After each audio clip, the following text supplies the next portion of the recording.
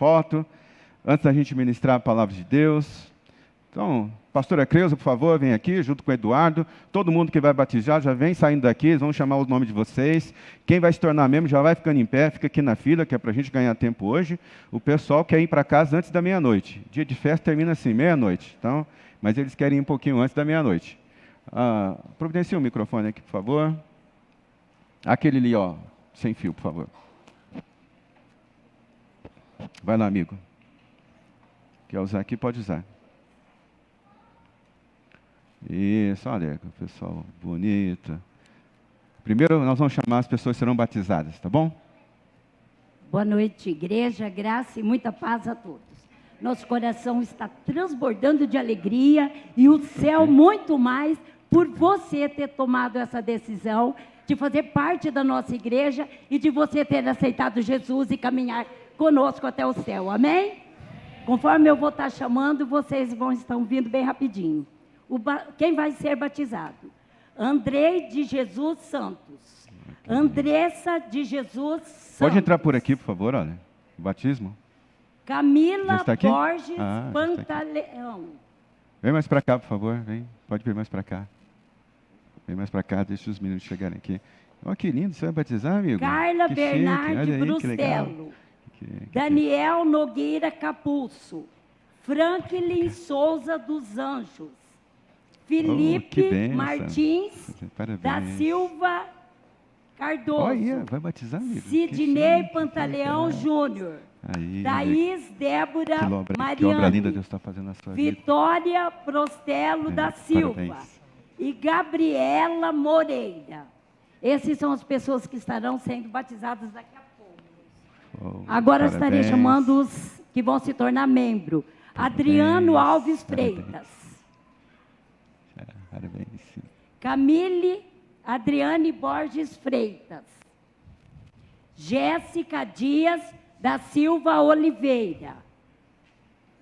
Júnior Misame. Chama de Júnior, tá tudo certo, né, Júnior? Que é difícil pronunciar o seu nome. Parabéns, amigo. Marchete da Silva. Weber Paulo de Oliveira. Viviane Miranda Borges Freitas. E Endel Carrascosa Peri. Gente, que turma linda, né? Bonito, né?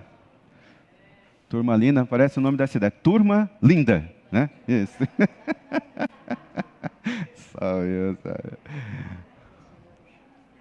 Vamos juntar mais aqui para a gente fazer uma foto muito bonita. Pode juntar mais, um na frente do outro ali.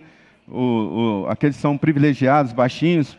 Porque baixinhos, você sabe, né? Quanto mais baixa a pessoa é, mais corajosa ela é. Então, fique na frente. Né? Isso, vamos fazer uma foto bonita. Junta mais ali, olha. Vai lá. Vamos fazer uma foto muito bonita. Que bênção ter vocês aqui tomando essa decisão de se batizarem, se tornar parte da nossa família igreja. Desejo muito, na parte de Deus, que haja um avanço significativo na vida de vocês. Vocês não estão debaixo de uma cobertura qualquer, vocês estão debaixo de uma cobertura forte, cheio da graça, da misericórdia de Deus. E se vocês já viveram tempos incríveis na vida de vocês, vocês serão batizados, vão ver um tempo mais incrível ainda na vida de vocês. Tenho certeza disso. Às vezes leva um tempinho para a gente tomar essa decisão ou deixar ela amadurecer no nosso coração, mas uma vez amadurecido, dá luz a um novo momento, dá luz a uma nova faceta da nossa história. Então eu acredito que grandes avanços estão chegando na vida de vocês a partir dessa decisão corajosa de confessar Jesus como Senhor e Salvador da vida de vocês de forma pública. E eu fico mais feliz ainda porque eles escolheram fazer isso aqui na nossa igreja. Deus abençoe a vida de cada um de vocês. Vamos saudá-los com... Isso. Pode fazer festa. Aê. Muito bom. Pode sentar-se. Daqui a pouco nós teremos um momento de batismo. Eu já aviso. Os pastores vão ajudar vocês a se prepararem para este momento especial. Parabéns, viu? Valeu, amigo. Isso aí. Parabéns, parabéns. Que benção ter vocês aqui. Deus abençoe.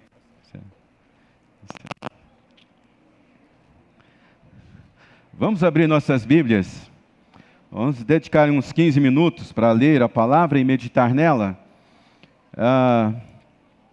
Livro de 2 Reis, no capítulo 4, verso 8 a 37. Vai tudo bem. Vai tudo bem.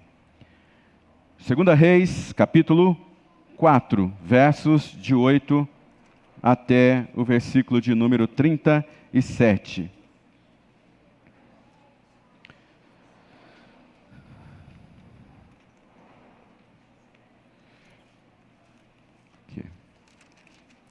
Segunda Reis, capítulo 4, verso 8 em diante. Certo dia, Eliseu foi a Sunem, onde uma mulher rica insistiu que ele fosse tomar uma refeição na sua casa. E depois disso, sempre que passava por ali, ela preparava uma refeição. Em vista disso, ela disse ao seu marido: sei que este homem sempre vem aqui, e é um santo homem de Deus. Vamos construir lá em cima um quartinho de tijolos, para colocar nele uma cama, uma mesa, uma cadeira e uma lâmpada para ele. Assim, sempre que nos visitar, ele poderá ocupá-lo. Então, um dia, quando Eliseu chegou, subiu para o quarto e disse... Ele mandou o seu servo Geazi chamar a sunamita. Ela chamou, e quando ela veio, Eliseu mandou Geazi dizer: você teve todo esse trabalho por nossa causa. O que podemos fazer por você? Você quer que eu interceda junto ao rei ou ao comandante do exército? Ela respondeu: eu estou bem entre minha própria gente. Mais tarde, Eliseu perguntou a Geazi: o que se pode fazer por ela? Geazi respondeu: bem, ela não tem filhos e o marido dela é idoso. Então Eliseu mandou chamá-la de novo. E Geazi a chamou, e ela veio até a porta. E ele disse: por volta dessa época, no ano que vem, você estará com um filho nos braços. E ela contestou aquilo: não, meu senhor, não iluda a tua serva, ó homem de Deus. Mas como Eliseu lhe dissera, a mulher engravidou. E no ano seguinte, por volta daquela data, daquela mesma época, ela deu luz a um filho. O menino cresceu. Certo dia ele foi encontrar com seu pai, que estava com os ceifeiros, e de repente ele começou a chamar o pai, gritando: ai, a minha cabeça, ai, minha cabeça. O pai disse ao servo: leve-o à mãe dele. O servo pegou, levou a mãe. O menino ficou no colo dela até o meio-dia e morreu. E ela subiu ao quarto do homem de Deus, deitou o menino na cama, saiu e fechou a porta. Ela chamou o marido e disse: eu preciso de um servo e de uma jumenta, para ir falar com o homem de Deus. Eu volto logo. Ele perguntou: mas por que hoje? Não é lua nova, nem sábado? Ela respondeu: não se preocupe. Ela mandou selar a jumenta e disse ao servo: vamos rápido, não pare, só pare quando eu mandar. Assim ela partiu ao encontrar-se com o homem de Deus no Monte Carmelo. E quando ele a viu à distância, ele disse ao seu servo Geazi: olhe, é a sunamita. Corra ao seu encontro e pergunte a ela: está tudo bem com você? Tudo bem com seu marido? E tudo bem com seu filho? Ela respondeu a Geazi: está tudo bem. Ao encontrar o homem de Deus no monte, ela se abraçou aos pés dele. Geazi veio para afastá-la, mas o homem de Deus disse: deixa-ela em paz. Ela está muito angustiada, mas o Senhor nada me revelou e escondeu de mim a razão da sua angústia. E disse a mulher: acaso eu te pedi um filho, meu senhor? Não te disse que não era para dar falsas esperanças? Então Eliseu disse a Geazi: ponha a capa por dentro do cinto, pegue o meu cajado e corra. Se você encontrar alguém, não cumprimente, e se alguém cumprimentar, não responda. E quando chegar lá, ponha o meu cajado sobre o rosto do menino. Mas a mãe do menino disse: juro pelo nome do Senhor, por sua vida, que se ficares, não irei. Então ele foi com ela, e Geazi chegou primeiro, e pôs o cajado sobre o rosto do menino, mas ele não voltou, não falou e nem reagiu. Então Geazi voltou a encontrar-se com Eliseu e disse: o menino não voltou a si. Quando Eliseu chegou à casa lá estava o menino morto, estendido na cama. Ele entrou, fechou a porta, orou ao Senhor. E depois deitou-se sobre o menino, boca com boca, olhos com olhos, mãos com mãos. O corpo do menino, enquanto ele se debruçava sobre ele, o corpo do menino ia se aquecendo. Eliseu levantou e começou a andar pelo quarto, e depois subiu na cama e debruçou mais uma vez sobre o menino. O menino espirrou 7 vezes e abriu os olhos. Eliseu chamou Geazi e mandou chamar a sunamita. E ele obedeceu, e quando ela chegou, Eliseu disse: pegue seu filho. Ela entrou, prostrou-se aos pés, curvando-se até o chão, e então pegou o filho e saiu. Até aqui. Não, vamos ler mais um pouquinho. Depois Eliseu voltou a Gilgal. Nesse tempo a fome assolava a região, e quando os discípulos dos profetas estavam reunidos com ele, ordenou ao seu servo: ponha o caldeirão no fogo e faça um ensopado para esses homens. E um deles foi ao campo apanhar alguns legumes, encontrou uma trepadeira, apanhou alguns dos seus frutos, encheu deles o seu manto, e quando voltou, cortou em pedaços e colocou no caldeirão ensopado, e então ninguém soubesse o que era. O ensopado foi servido aos homens, mas logo provaram, gritaram: homem de Deus, a morte na panela. E não puderam mais tomá-lo. Então Eliseu pediu um pouco de farinha e colocou no caldeirão e disse: sirvam a todos. Já não havia mais perigo no caldeirão. O Senhor abençoe a sua palavra no nosso coração nessa noite, que a gente saia daqui com instrução a respeito desse texto que nós acabamos de ler.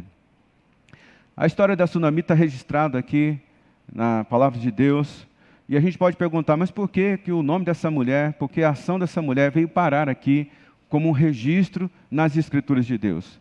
Ela veio parar aqui porque ela foi uma mulher muito corajosa. Ela era alguém digna, ela era alguém discreta e educada. Provavelmente essa menina nasceu numa família muito rica, nobre, e provavelmente ela se casou com um homem rico também. Mas apesar disso, a vida dessa mulher não era fácil. Então, certo dia, ela viu um certo peregrino e convidou esse homem para vir comer na sua casa. Porque ela notou que nesse peregrino, na vida deste homem, ela notou que ele não era uma pessoa comum. E percebendo a frequência com que ele estava ali naquela cidade, com que ele passava por aquela cidade, ela resolveu proporcionar para ele um teto físico. Ela construiu um quarto, um sobrado. O texto aqui é muito bem claro: edificou um quarto, colocou ali uma cama, colocou ali uma mesinha, uma cadeira, uma lamparina, coisas comuns para um discurso básico. Mais comum ainda o fato de usar lamparina, porque todos os homens de Deus, eles eram instruídos e eles liam muito a palavra de Deus. Então, ela oferece para esse homem de Deus um teto físico, mas esse homem de Deus oferece para ela um teto espiritual. E é tão interessante isso, porque a palavra igreja, um dos significados da palavra igreja, significa capela, que quer dizer capa. E essa ideia de capa, igreja, capela, ela se originou de um oficial que lançou a sua capa sobre um soldado ferido. Estava com muito frio, ele tirou da sua capa e ele colocou então sobre o soldado ferido. A própria história de Elias é uma história assim, né? Você deve se lembrar. Elias está lá e em um determinado momento da sua vida, ele tira a sua capa e ele joga. Alguns textos dizem que ele joga e Eliseu está perto. Outros textos dizem que ele joga e essa capa cai sobre o Eliseu. Elias joga a capa e cai sobre o Eliseu. Então a capa, a ideia de uma capela, a ideia de uma capa, é a ideia de uma cobertura, de um abrigo, de uma transferência de unção. Estar sem capa significa dizer que estamos sem proteção, estamos expostos ao perigo. E a igreja ela é um exemplo muito firme, forte, de um teto espiritual. Lá os Salmos de número 133, que é um salmo muito conhecido por nós: quão bom e quão suave é, que os irmãos vivem em união, estão debaixo de uma capela, estão debaixo de uma capa, estão debaixo de uma coisa ungida. Nós fazemos um esforço muito grande como casa, como igreja, de sermos uma capela, de sermos uma capa, uma proteção espiritual para todas as pessoas que são membros dessa igreja, que procuram conhecer Deus para essa igreja. Nós, evidentemente, pagamos um preço espiritual por isso, mas isso não é um problema, porque faz parte do nosso chamado como igreja, de proporcionar para as pessoas uma capa, um lugar seguro, para que elas cresçam espiritualmente, para que os seus dons sejam desenvolvidos, para que o seu potencial seja desembrulhado. É interessante que o diabo, ele odeia a unção, ele odeia os ungidos de Deus. Nós ouvimos falar sobre isso 2 semanas atrás, sobre o poder da unção, o poder de ser ungido. Cristo, a palavra Cristo provém do grego, que significa Christos, que significa o ungido. Logo, um anticristo é um anti-ungido. É interessante quando a gente vê a história da igreja, por exemplo, no século XX, quando aconteceu aquele avivamento lá na rua Azusa. Eu estou falando algumas coisas para você que talvez você não conheça, mas vale a pena você pesquisar. Agora no século XX, aconteceu um grande avivamento ali na rua Azusa, um dos maiores avivamentos da história da igreja. As labaredas de fogo se espalharam por vários lugares. E quando a igreja da Alemanha ficou sabendo desse avivamento que estava acontecendo ali na rua Azusa, os teólogos ali escreveram uma nota de repúdio àquele movimento que estava acontecendo, aquele movimento de avivamento que estava acontecendo lá na rua Azusa. Os líderes da igreja alemã ficaram ofendidos com as expressões de fé que estavam acontecendo ali na rua Azusa. É interessante, quando você é uma pessoa de fé, isso incomoda muita gente. Quando você manifesta uma vida de retidão, isso incomoda muita gente. Pessoas ficam ofendidas às vezes. Eu estou aqui supondo, tá bom? Mas tem coisas que são pronunciadas desse altar, desse púlpito. Olha só, não tem jeito, está calor, vai ficar calor, que os dias estão frios, estão quentes, né? Vai ficar calor. Mas você não está mais calor do que no inferno, tenho certeza disso. Então, aguenta a mão aí, porque vai ficar fresco. Não tem jeito, Diego, não tem jeito, não dá para fazer. Só se Deus mandar uma brisa aqui agora e resolver esse problema para a gente. Mas depois a gente tem com a piscina aqui, você pode resolver isso. Mas você viu a dica que eu dei, né? O céu é mais, o inferno é mais quente do que isso. Então, pode ficar tranquilo que você não está indo para lá, não. Pode ficar tranquilo. Então, assim, às vezes as pessoas elas ficam ofendidas diante de expressões de fé. Às vezes eu falo alguma coisa aqui, você pode se ofender. Fala assim, por que ele está falando isso? Por que ele está me motivando a viver com esse tipo de fé se esse negócio não está acontecendo na minha vida? Muitas pessoas podem se ofender, porque eu movo você do seu lugar confortável para um lugar de fé. Eu movo você para você viver o novo de Deus, o milagre de Deus. E se isso não está acontecendo na sua vida, pode ser que você fique ofendido comigo. É natural.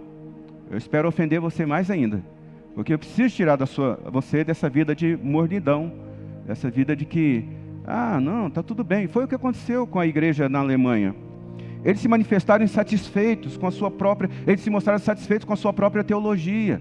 E eles rejeitaram aquele movimento de avivamento que estava acontecendo ali na rua Azusa. Acontece que anos se passaram e a igreja alemã, por rejeitar o ungido, por rejeitar aquele movimento de avivamento, por rejeitar aquela ação do Espírito Santo, ela acabou, sim, criando uma das facetas mais terríveis da história da humanidade. Quando eles perseguiram e mataram os judeus nos centros de concentração, nos campos de concentração. Irmãos, eu tive a oportunidade no ano passado de visitar um museu do Holocausto. É um prédio que ele é feito, escavado para dentro da terra. Você começa a visitar aquele museu indo para baixo. Eles recriaram ali guetos, eles colocaram sapatos de crianças, de velhos, eles pegaram documentos, fotos, joias, utensílios domésticos que eles usavam, tudo isso está exposto. Quando você começa a entrar nesse mundo, revisitando o que foi o Holocausto, gente, um peso de morte existe muito grande ali. Você entra constrangido de saber que um ser humano fez aquilo. Mas por que fizeram isso? Porque rejeitaram o ungido, rejeitaram uma ação do Espírito Santo de Deus. Você entra no museu, a sua maior parte de exposição está no subterrâneo, mas quando você sai em um ambiente que eles fizeram em cima, e você dá vista para um lindo campo, assim, é como se fosse pinheiros. E a ideia que eles querem passar é assim, que se no passado foi difícil, com essas atrocidades, eles visualizam um futuro melhor. É lindo a visão quando você sai do Museu do Holocausto, mas é triste quando você está andando para ali. Tudo isso porque a igreja alemã, ela rejeitou um avivamento. Eu penso que hoje esse mesmo espírito, ele está dentro das igrejas, disfarçado de religiosidade. lugares onde não tem espaço para o transcendente, para as profecias, para o mover de Deus. A Catedral de São Pierre, por exemplo, lá em Genebra, foi o lugar onde o reformador João Calvino ministrou durante o período da Reforma. Ele construiu tomos e tomos de teologia que, assim, é uma preciosidade. Se você começar a ler aquilo, é algo incrível. Mas hoje essa igreja já não existe mais. Ela foi secularizada. Porque sem o Espírito Santo nós não podemos fazer coisa alguma. O espírito do anticristo, ele é marcado por esse ódio, por tudo aquilo que é ungido, por aqueles que estão carregando uma capa. E naqueles dias de Sunamita, ela também vivia dias difíceis. A perseguição ocorria através de uma rainha chamada Jezabel, a rainha da serpente. Ela havia mandado matar vários profetas, e com uma sucessão de vários reis ímpios, é nesse cenário que surge o profeta Eliseu. Ele havia herdado o manto, a capa de Elias, 14 anos de serviço. Veja só, tem pessoas que chegam, ela já quer logo vestir uma capa, mas Eliseu ficou servindo Elias por 14 anos, e de uma sutileza apenas, por uma sutileza, é que Eliseu recebeu a capa de Elias. Uma sutileza. Não adianta, você chegar num lugar e já querer usar uma capa. Você tem que pagar o preço por aquilo. Você tem que conviver com o profeta para você poder receber também a sua capa. E então esse homem se torna uma bússola moral para Israel. E a Sunamita não o conhecia, mas ele estava sempre ali nessa cidade chamada Sunem. Mas uma coisa interessante que havia no costume dos judeus, havia e ainda há, é que os judeus tinham um cuidado muito especial com os viajantes. Eles eram hospitaleiros. Eles acreditavam que se eles aplicassem hospitalidade, se eles recebessem alguém na casa deles, aquilo poderia dar-lhes a oportunidade de eles se encontrarem com anjos.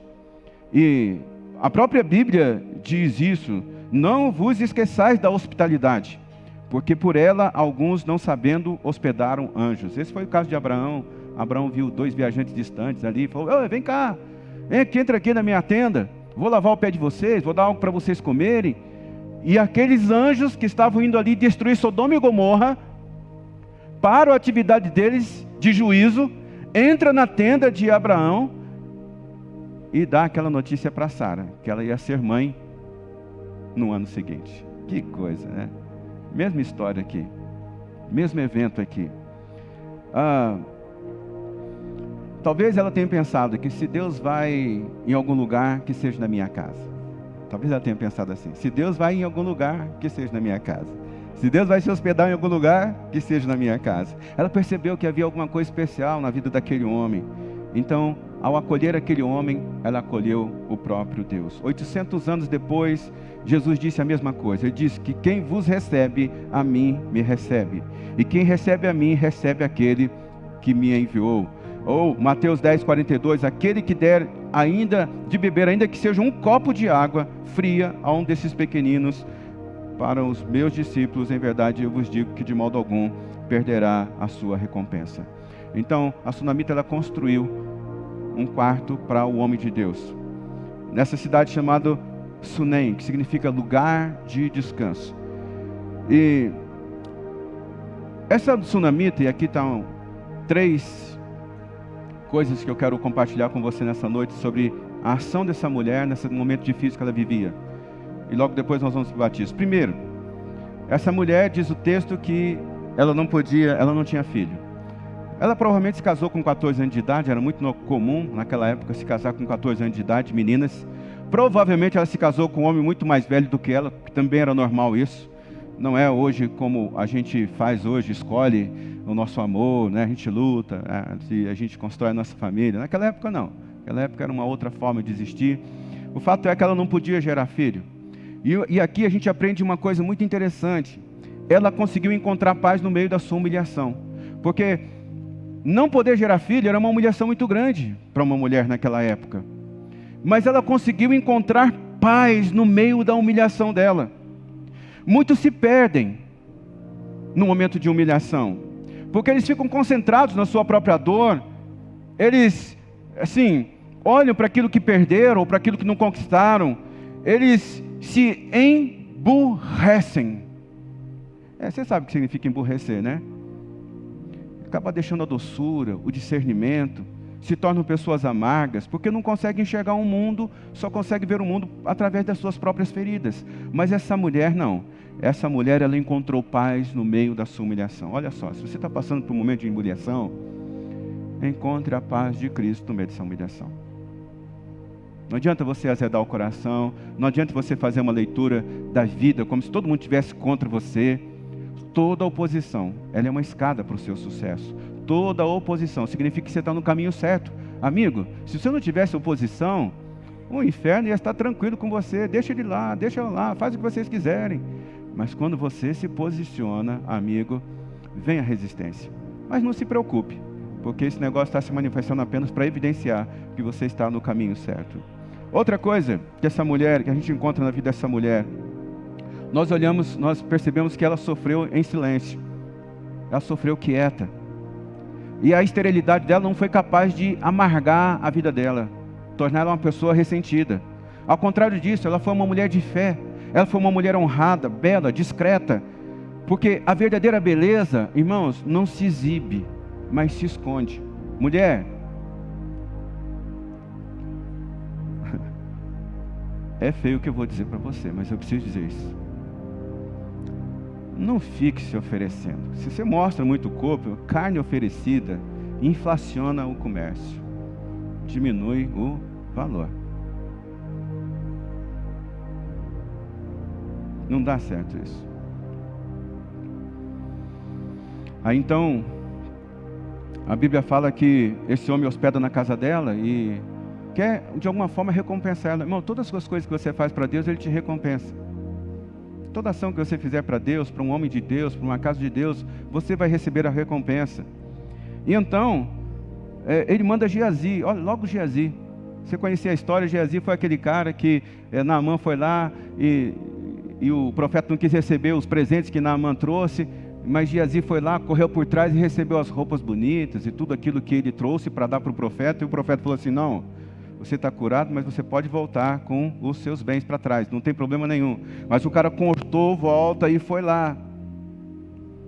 Toda desonra, ela remove a recompensa, irmão. Toda desonra.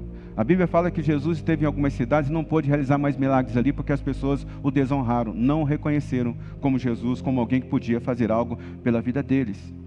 Então, a sunamita, ela deu causa à sua bênção. O que ela fez? Ela construiu uma casa. Ela construiu um quarto.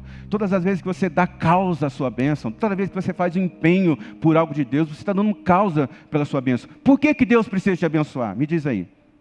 Por que você quer que Deus te abençoe? Qual é a causa? Qual é o motivo? Qual é a razão? Então o profeta disse para ela, daqui a 1 ano, você vai ter um filho nos seus braços. Eu digo para você nessa noite, daqui a 1 ano, sua vida vai estar melhor. Daqui a 1 ano, sua vida vai estar melhor. Daqui a 1 ano você vai ter conquistado aquilo que você queria ter conquistado esse ano. O ano que vem, receba isso. O menino nasceu e ele nasceu com a assinatura do milagre. Assim como um quadro tem a assinatura do seu pintor, todo milagre tem a assinatura de Deus. Todo milagre. Aquele menino estava no campo, de repente veio uma dor de cabeça muito grande nele. O milagre estava sob ataque. Porque milagres, promessas, palavras proféticas, elas ficam sob ataque o tempo todo. E você precisa aprender a se comportar quando o seu milagre está sob ataque, quando a sua promessa está sob ataque, quando, assim, a sua palavra, a palavra que você recebeu está sob ataque.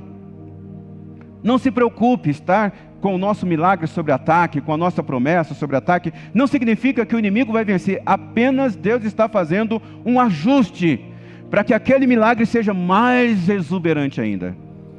Porque o maior milagre não foi, assim, essa mulher ter gerado filho, não por causa do ventre dela, mas por causa do marido dela, que já era de bastante idade. O maior milagre, irmãos, foi esse menino ter voltado à vida. Você vê a história aqui, ela vai, monta na jumenta hoje, irmão. Eu acho que você montou na jumenta nessa noite, veio aqui nesse lugar, na capela, na casa do profeta, para receber a sua bênção. Você fez certo. Ela montou na jumenta, foi na casa do profeta, o profeta viu lá de longe e falou assim: é sunamita. Pergunta se ela está bem, se o marido e se o filho. Interessante, o filho não estava bem, mas ela disse: vai tudo bem sim, mas eu quero falar com o profeta. Isso quer dizer que tem coisas que só o profeta resolve mesmo, não tem outro jeito. Então ela vai, gruda no pé do profeta e fala assim: profeta, por que você me prometeu um negócio desse? Você não pode cumprir. Então o profeta diz assim: Geazi, pega o meu cajado, corre lá, bota o cajado em cima do menino. O profeta, o servo do profeta foi até lá, botou o cajado, mas nada aconteceu.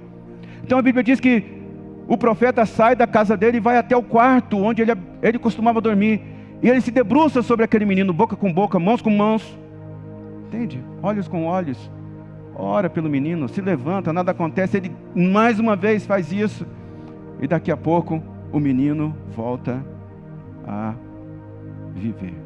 Amigos, nunca se conforme com o término de um sonho. Nunca. Ah, morreu. Ah, não tem mais jeito. Não se conforme. Monte na jumenta e vai buscar o seu milagre. Vai buscar o seu milagre. São esses atos que vão liberando o poder de Deus sobre a nossa vida. São esses atos de fé que a gente faz. Irmãos, para onde a sua língua está levando você? Sabe? Às vezes a gente começa a reclamar tanto da vida que a gente acaba acreditando que ela está ruim mesmo. Mas ela não está ruim. Por que ela não está ruim? Você não morreu. Você está vivo. Tá difícil, é verdade. Mas não está ruim, você está vivo. Então, cuidado com a sua boca, né? Ele perguntou: está tudo bem com o seu filho? Está tudo bem. O menino estava morto. Entende isso? O menino estava morto. Está tudo bem com o seu filho? Está tudo bem. Quando a gente murmura, nós murmuramos quando nós compartilhamos nossos problemas com pessoas que não podem nos ajudar. Ela viu o profeta, agarrou no profeta e falou assim: você vai comigo. Você vai resolver esse negócio porque eu não mandei você proferir essa palavra para mim. Mas quem assinou o milagre, irmão, honrará o acordo, tá bom? Quem assinou o milagre vai honrar o acordo. Eu estou convencido de que aquele que começou a boa obra em você vai completá-lo até o dia de Cristo Jesus. É assim. Eu acredito que as futuras gerações vão contar a sua história de fé, assim como nós, futura geração de hoje, estamos ouvindo a história dessa mulher. Livros serão escritos, a sua aventura com Deus, dos seus passos de fé com Deus. Meu avô, minha avó, meu tio, minha tia, meu pai, minha mãe, fizeram isso, fizeram aquilo outro. A palavra do profeta estava sobre Júdice. A criança morreu. Mas não era o fim. Deus ressuscitou aquela vida. E Deus vai ressuscitar lugares da sua vida que talvez estejam mortos. Sabe o que é importante a gente fazer? E eu termino com isso. Preparar um lugar para que o profético te encontre. Preparar um lugar para que o milagre encontre você. Como é que é isso, pastor? Essa mulher, ela preparou um lugar para receber o profeta, certo? Uma casa e tal. Ela mal sabia o que estava fazendo e ia dar para ela um filho. Ela mal sabia que esse filho, fruto de um milagre, ia morrer. Mal ela sabia que esse menino seria ressuscitado. Então, prepare um lugar. Eu já contei essa história para vocês. Uma vez a pastora Neide chegou em casa, ela chegou com uma ideia meio maluca. Falou assim: vou deixar um abajur ligado lá no quarto, Cláudio, o tempo todo, 24 horas. Que eu quero ter, assim, quando entrar no quarto, eu quero ter essa impressão de que Deus está ali com a gente. E eu confesso para você que eu fiquei muito ciumado no começo. Não é possível, você acha? Botão, né? Mas mal sabia eu que ela estava preparando um lugar para o nosso milagre. O nosso quarto é o nosso lugar, né? É o nosso oásis. E Deus está lá. Prepare um lugar para o agir de Deus. Pode ser um jejum, pode ser um período de oração. Nós estamos vivendo um tempo que o jejum está sendo muito combatido, viu? As pessoas não querem mais que a gente jejue. Eu quase, há 50 dias atrás, eu quase fui impactado com tantas palavras negativas acerca do jejum, que diz assim que, você está fazendo jejum para poder se mostrar, você está fazendo jejum, mas Deus já fez todas as coisas que precisavam ser feitas por você, você não precisa fazer mais nenhum tipo de esforço, porque Jesus já fez isso por você. Mas eu encontrei algo escrito de um bispo o bispo de Cesareia, um homem chamado Basílio. Ele viveu entre o ano 300 e o ano 379. Que ele dizia assim, ó: o jejum produz profetas e dá força aos homens fortes, torna os legisladores sábios. O jejum é o salvo-conduto da alma, o companheiro confiável do corpo, a armadura do campeão, o treinamento do atleta. Irmãos, o jejum produz homens e mulheres proféticos. O jejum, ele dá força aos homens fortes. Você é forte para fazer um jejum de meia hora? Você é forte. Você é forte para fazer um jejum de um dia? Você é forte. Fazer um jejum de 21 dias, jejum de Daniel, você é forte. E se você fizer um jejum, essa sua fortaleza, essa sua força, ela só tende a crescer. Se você consegue se abster, controlar os apetites do seu corpo, você vai conseguir controlar o apetite de qualquer área da sua vida. Mesmo que seja por meia hora, mesmo que seja por 21 dias. O jejum, ele torna os legisladores sábios. Meus irmãos, todos nós somos legisladores. Nós tomamos decisões todos os dias, baseado nas leis que nós reconhecemos aqui no nosso coração, seja as leis de Deus, seja as leis de trânsito, a gente incorpora em leis, a gente tem parâmetros, e a gente todos os dias estamos tomando decisões, estamos legislando todos os dias. Quando você faz jejum, você se torna uma pessoa mais sábia. O jejum é o salvo-conduto da alma. A alma são os pensamentos. Você consegue controlar a fome, o desejo de comer, a ansiedade de comer. Você consegue controlar qualquer coisa na sua alma. Ele é o companheiro confiável do corpo, porque você vai mortificando o corpo todo momento. Você está com fome? Espera até passar o jejum. Ele é a armadura do campeão, irmão. Jejum é a armadura do campeão. Viste essa armadura. O jejum, ele é o treinamento do atleta. Pode pegar qualquer atleta de alta performance aí, ele não fica um dia sem fazer o exercício, ele não fica um dia sem fazer a sua dieta balanceada, e é isso que o jejum provoca na nossa vida. Então, eu termino dizendo para você: monte na sua jumenta, vai em busca do seu milagre. Vamos cantar, vamos orar nesse momento? E logo daqui a pouco nós vamos para o tempo de batismo. Mas antes, deixa eu orar por você. Por favor, feche seus olhos. Você entendeu o que Deus compartilhou com você nessa noite? É pouco tempo, mas tem instruções aqui que vale a pena a gente implementar na nossa vida. Senhor, obrigado por Tua poderosa palavra. Eu estou certo que ela encontrou lugares nos nossos corações nessa noite. Eu estou certo que estamos prontos para o nosso milagre. Senhor, mais uma vez eu digo para o Senhor, aqui tem homens e mulheres confiáveis. O Senhor pode confiar. O Senhor pode depositar mais. O Senhor pode dar mais coragem. O Senhor pode dar mais fé. O Senhor pode dar mais recursos. O Senhor pode dar mais influência. O Senhor pode dar mais poder. Porque essas pessoas, elas vão te honrar, Senhor. Deus, se algum milagre, se alguma promessa, se alguma palavra profética, se alguma palavra lançada desse altar está sobre júris no coração dos teus filhos, sobre ataque do inimigo, a promessa, o milagre, cessam agora essas coisas e ressuscita, Senhor. Traz a vida, traz de volta, realiza, faça com que aconteça, para que duas coisas sejam evidentes. Primeiro, a glória do Senhor na nossa vida. Segundo, que a nossa alegria seja completa. Eu oro em nome de Jesus. Amém. Nós vamos para um momento de batismo agora. Nós vamos... as crianças estão vindo, os adolescentes estão vindo. Então, para que possa caber todo mundo aqui dentro, nós vamos nos colocar de pé. As pessoas vão tirar aqui essas cadeiras e empilhar no canto. Você vai ficar em pé por um momento, para que possa caber todo mundo aqui dentro. Tá bom? Se você puder me ajudar com isso.